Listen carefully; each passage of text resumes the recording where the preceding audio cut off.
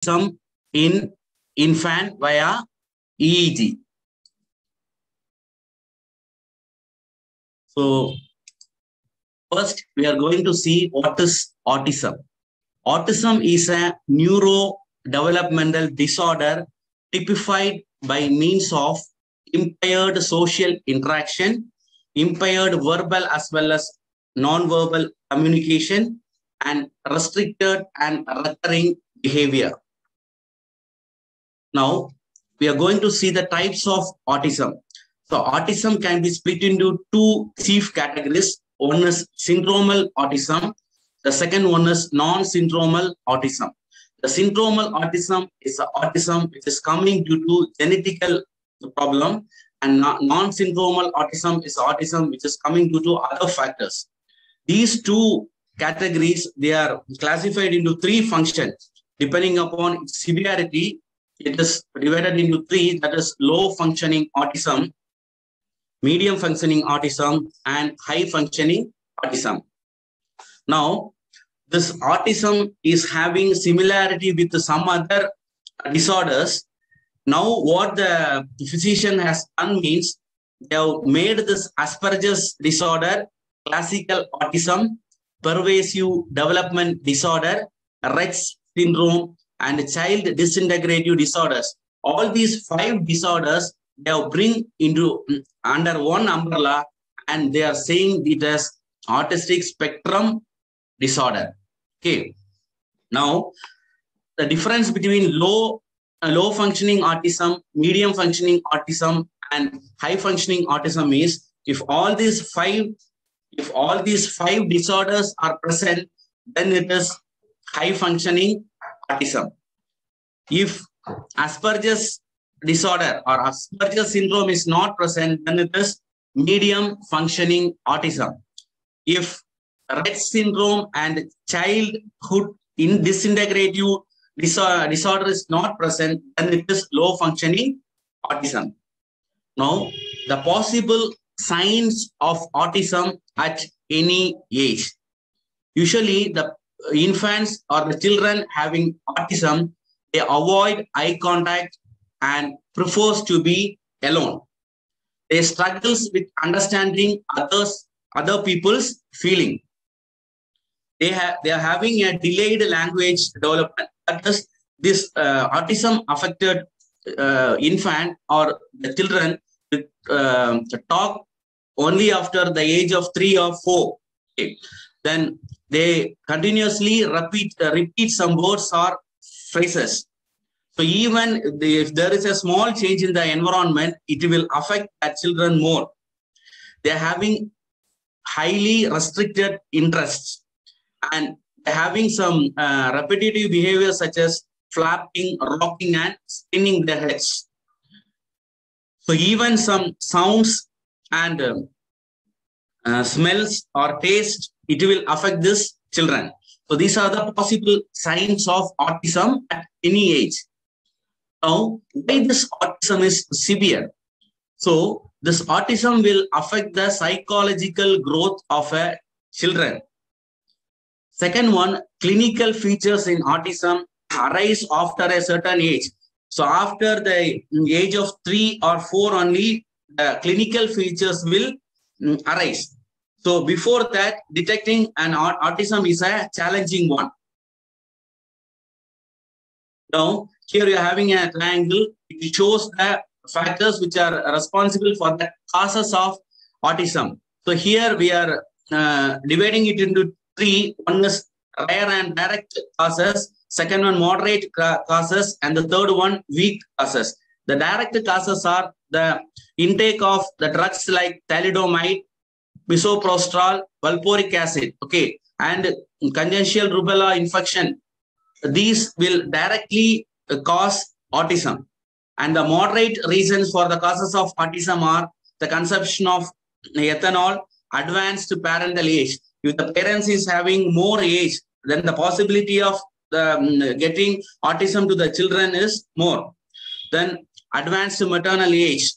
So these are the moderate reason, and weak reasons are the use of lead, mercury, cocaine, and the vitamin D deficiency, folic acid deficiency. And these are some of the weak reasons for the causes of autism. Now, when you are going for the national impact, 1 in 500 people in India is having autism. And in 1 in 66 children between the age of 2 to 9 is affected by autism in India. Now, when you're going for the international, 1 in 166 children is having autism. The rate of increasing rate of autism is 10 to 17% in US, and it can reach 24 million people in the next decade. Now, we are going to see the top countries which are having autism. So, in the first place is going to Japan. So, out of 10,000 people, 181 people is having autism. And in UK, 94 people is having autism out of 10,000. So, these are the top 10 countries which is having autism. Now, so what are the parts of brain affected due to autism? So, due to autism, abnormality is found in limbic system, cerebellum, fusiform gyrus, superior temporal sulcus, hippocampus, and amygdala. The amygdala is a region responsible for processing of human facial emotions. Okay, so this is a main area which is responsible for emotion. So the children which is having autism, they will not show much emotions. The reason is because the part amygdala is affected for them. Now, we are going to see what is happening inside an autistic mind. So, you know that the brain cells talk to each other. And between the cells, you are having a small gap. It is called synapse.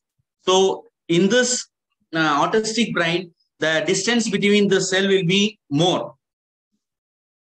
Then the frontal lobe, amygdala, and hippocampus, these areas are having some differences. So the autistic person's brain is having some differences or some problem in the frontal lobe, amygdala, and hippocampus. So hippocampus is mainly responsible for learning. So the autistic affected children, they will learn only, their ability to learn is less. So we have to give some therapy or we have to motivate them to learn. But due to this, the problem in hippocampus, they're having some problem in learning. Similarly, they are having some problem with the planning also because frontal lobe is affected. So already I have told amygdala is the portion of the brain which is responsible for emotions. So this amygdala is affected. So they show less emotions also. Now, one of the main reasons for the autism is the mutation of X chromosome. So initially we seen two types of autism. One is syndromal and non-syndromal. So if there is mutation in X chromosome, then it will lead to syndromal autism. So when the brain is processing some information, some signals are noise. So this autistic brain is unable to distinguish that signal from noise. So this is also a problem with an autistic brain. So these are the things what is happening inside the autistic brain. Now we are going to see what are the techniques available to find autism. The techniques which are available to find autism are photon emission tomography, single photon emission computer tomography, electroencephalography, magnetoencephalography, and functional MRI. So of all these techniques, we are preferring electroencephalography. Why? Because electroencephalography is a non-invasive technique. First, it is a non-invasive technique, and any irregularity in brain processing is reflected in EEG.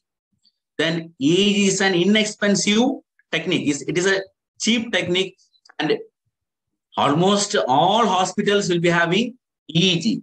And it is having high time resolution. Another important thing is EEG does not require any sedation or injection of radioactive material. So it is not harmful for an autistic child. So we can apply, very easily we can apply to the child and we can check. And use of EEG oscillatory anomalies have been shown helpful in the prediction of medication response, both attention and depressive disorders. So by seeing the differences in the EEG, we can easily predict the autism. So we know that there are different types of brain waves, that is delta, theta, alpha, beta, and gamma.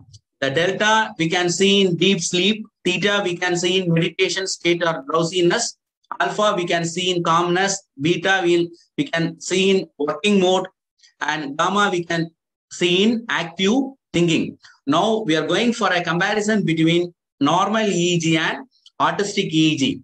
The autistic EEG will be having a low mean value. It is more rhythmic. It is less irregular. It is having high self-similarity. And there is an increase in beta, delta, and theta. This point is important. So autistic EEG, it will be having an increase in the beta frequency, beta, delta, and theta. These values are increased in an autistic EEG. And the gamma value is reduced here. And this autistic EEG is less complex.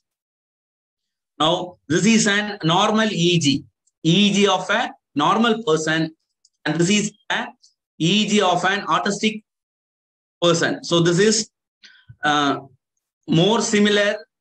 Okay, it is more similar. Its mean value is less. Okay, when you compare this normal EEG and autistic EEG, you can see the difference. Some values are increasing. Okay. Now we are going to see the technique, how you are going to detect a normal signal and normal EEG and autistic EEG. So first we are taking a EEG from an autistic person or a normal person. Then we are going to pre-process the EEG. We are pre-processing in order to remove the noises. Then we are going to decompose the signal. For decomposition, we are using serial mode decomposition. After decomposition, we are extracting some features. So after extracting some features, we are classifying it into either normal EEG or autistic EEG. To increase accuracy, we are using some optimization algorithm. So you can use whatever optimization algorithm which is giving better accuracy. Here I am taking particle swarm optimization algorithm. So the 4 steps you are having, one is pre-processing, second one is signal decomposition, and feature extraction and classification. So in pre-processing, we are using Savitzky-Galois filter. It is used to improve the signal to noise ratio and to remove the noises present in the signal. So the advantages of this Savitzky-Galois filter is it preserves the relative maxima, minima, and width of the distribution. Okay, so we are using this Savitzky-Galois filter. Now, in signal decomposition, we are using VMD, that is variable mode decomposition. It is nothing but the advanced version of this empirical mode decomposition. So it is an adaptive signal decomposition, and it is having a theoretical foundation. So this VMD is having a theoretical foundation, but the EMD is not having theoretical foundation. Here, the intrinsic modes will be from low frequency to high frequency. Now, the advantages of this VMD is it determines the relevant bands adaptively. It will address the presence of the noise in the input signal, and it is having good noise robustness when compared to empirical mode decomposition.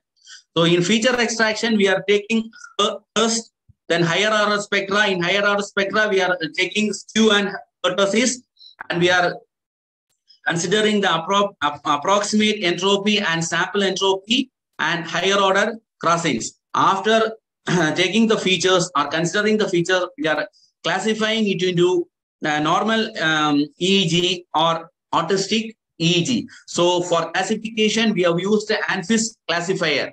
So we have used this classifier because it is well suited for fast classification of signal.